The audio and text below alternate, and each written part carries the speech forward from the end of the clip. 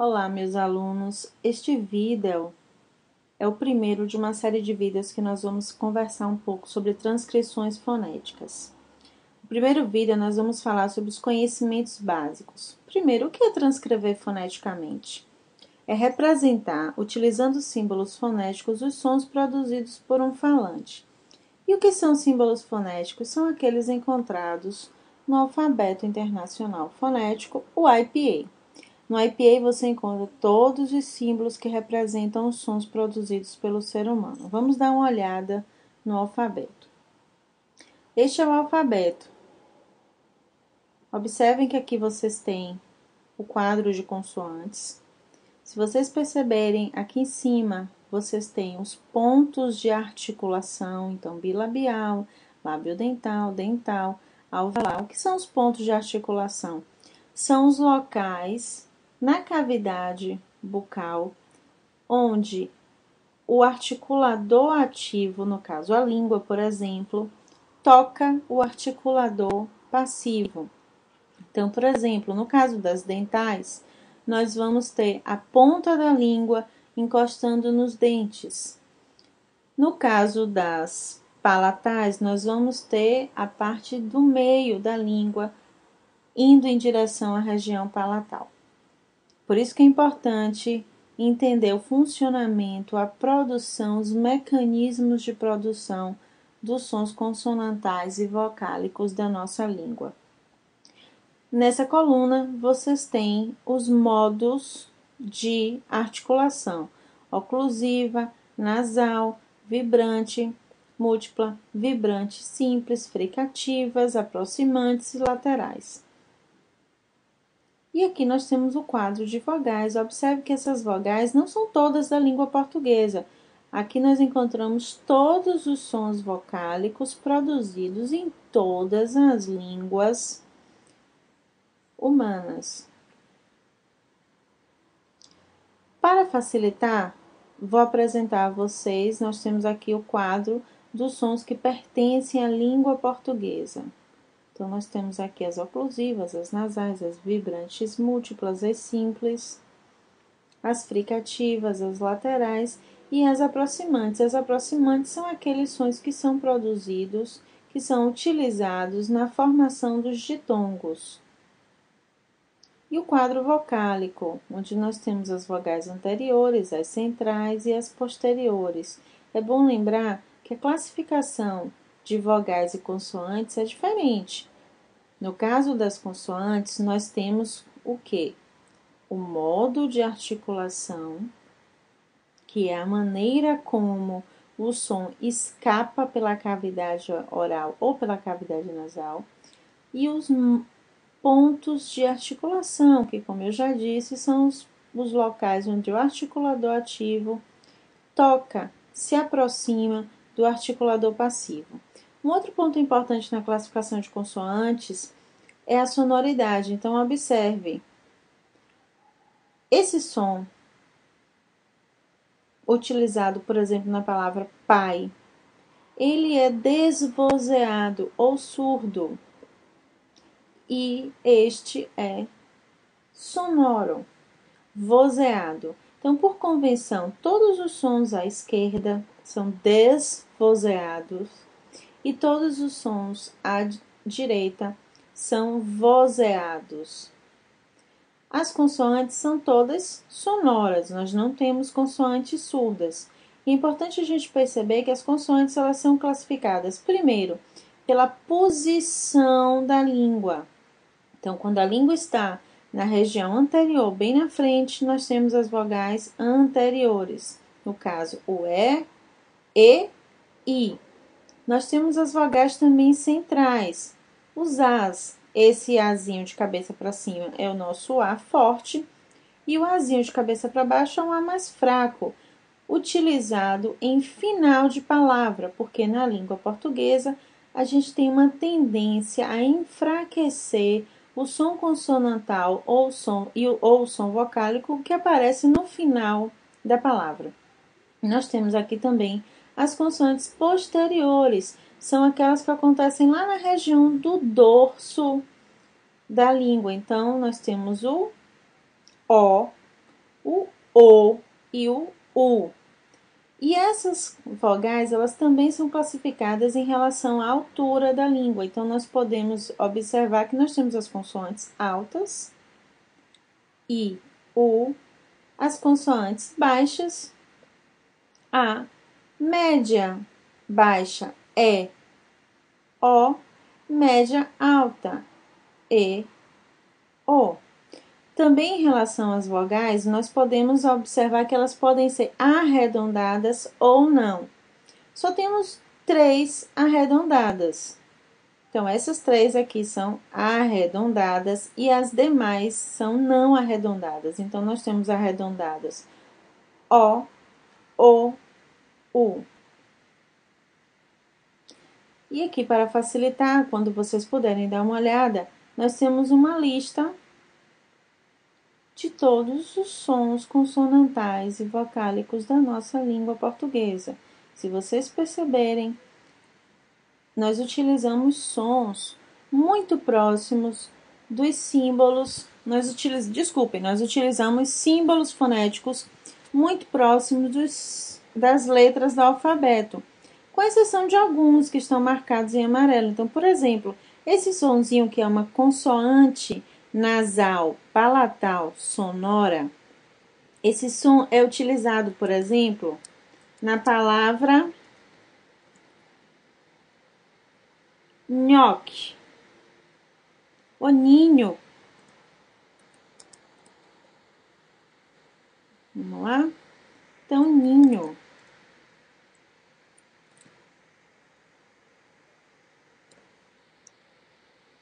Ok? Esse Rzinho é uma consoante vibrante simples alveolar sonora.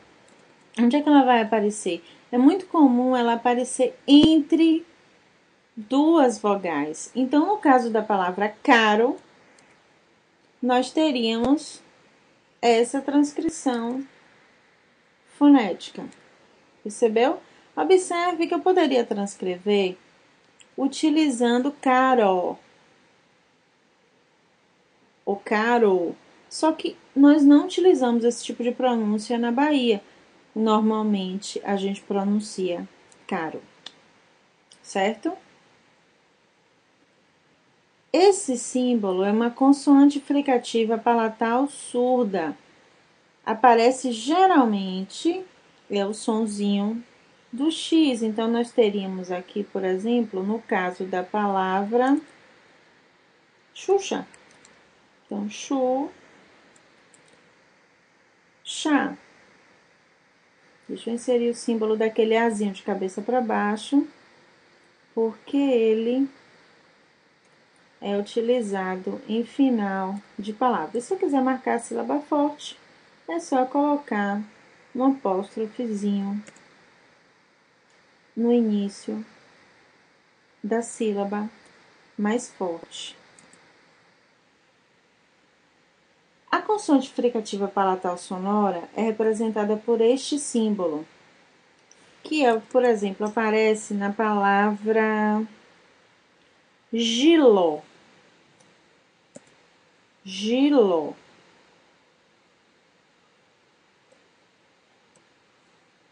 O Lzinho, a lateral, e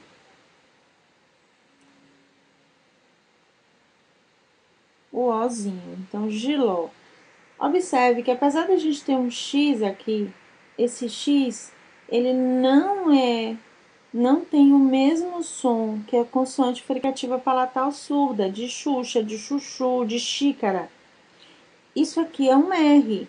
Então, por exemplo, se eu quiser transcrever a palavra rato, é esse som que nós vamos utilizar. Então, esse R, ele é utilizado em início de palavra. Nós já vimos um outro Rzinho, que foi o de caro, que é o R utilizado entre vogais. Ok? Aqui é um outro tipo de R, um R velar do dialeto caipira, que a gente não usa aqui na língua portuguesa. Nós temos aqui a consoante lateral palatal sonora, que também tem um símbolo diferente, mas é um som muito tranquilo de ser utilizado. Então, por exemplo, se a gente quiser falar, transcrever a palavra filho, certo? Nós vamos utilizar esse símbolozinho. Filho. Vamos marcar a sílaba forte. Filho. Então, esse som, ele seria representado na escrita por LH. Se vocês perceberem, nós temos aqui o LH e nós já passamos pelo NH quando transcrevemos a palavra ninho.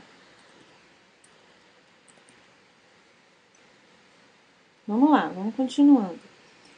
Nós temos aqui as duas aproximantes. Essas aproximantes, elas são utilizadas em ditongos. Então, por exemplo, vamos transcrever a palavra peixe.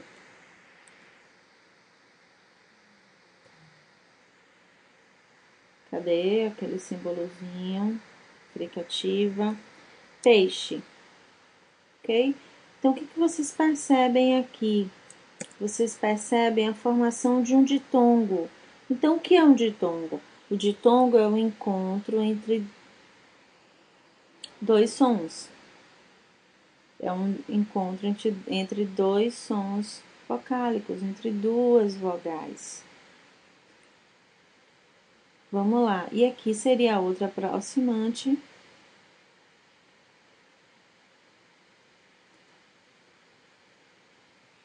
Que seria no caso de céu. Cadê o ezinho? Céu.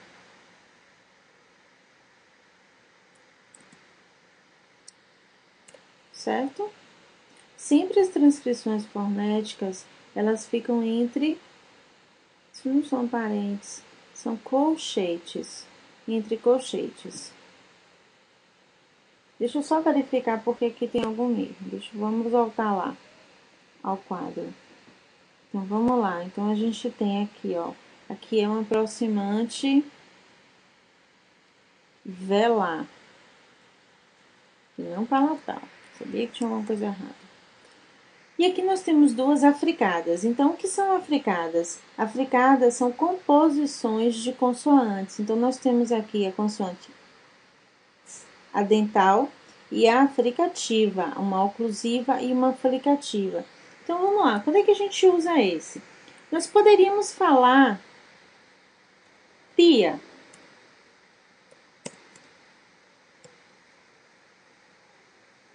Certo? Podemos falar.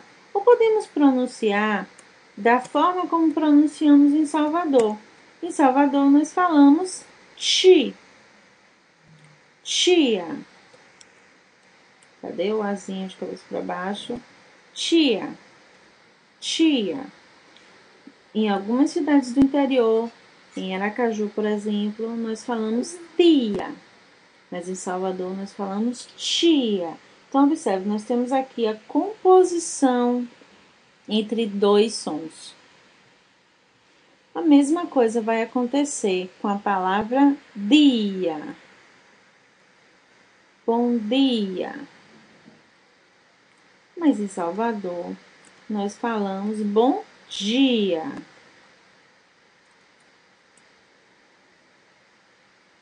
Bom dia.